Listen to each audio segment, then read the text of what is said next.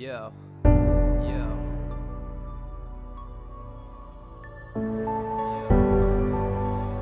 Listen. Let me take you through the life of a boy living his teens on an estate in London, ridden with fiends. The type of people with not a smidgen of dreams, who were either criminals or just risen as thieves. In a way, Daniel was lost from the start. In his ends, the crime rate was off of the chart. Mum was an alcoholic, dad's a tosser and half. His fucking family were drug addicts or locked behind bars, but all the same, Danny had a talent from a young age. He loved writing, could spend hours with one page. When told it would take him nowhere, he was unfazed, convinced he'd be a real artist at some stage. But for every dream he had, the bubbles will burst. As he grew into his teens, the struggles were worse. Started dealing like his brothers and troubles emerged, selling coke instead of weed for double the worth. And all he saw as important was building his rep, making money, getting drugs, gold, silver and skits, helping his mum where he could with the bills and electric, till his passion for writing and dreams were killed in effect. He was slacking at school and hadn't written in months. The only time that he rapped out was spitting with chumps, talking about knives and crime as they'd sit in a bunch. He'd act like him to blend in, but was sick of the cunts. Deep down, this wasn't how he pictured his life. He'd always wanted to write and be addicted to mics, but now every day he lived seemed insipid and like a bad dream. He couldn't wake from thick in the night. Could have been so much more if he paused. Always had the potential to open doors in the industry, blow up and win awards. Now it's just another lost cause.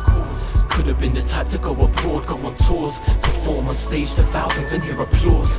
Could have been so much more.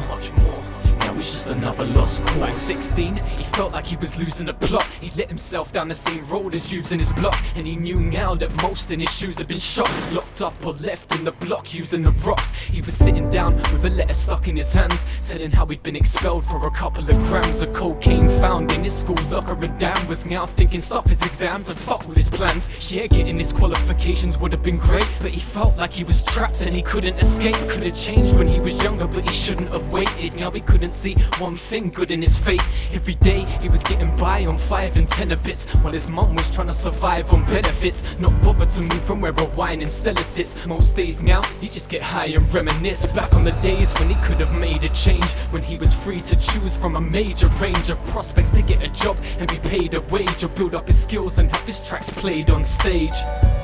Could have been so much more if he paused. Always had the potential to open doors in the industry, blow up and win awards. Now it's just another lost cause. Could have been the type to go abroad, go on tours, perform on stage to thousands and hear applause. Could have been so much more.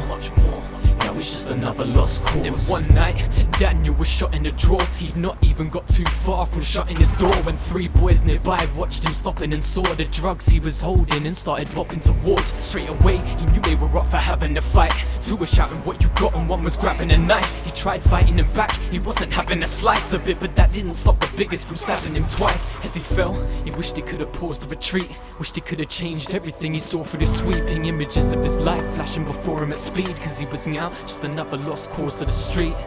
He wished he had changed his ways and had practiced on his talents. Now he'd spend every day on his raps. Could have had fans out there playing his tracks, but he was bleeding to death on the street, laying collapsed.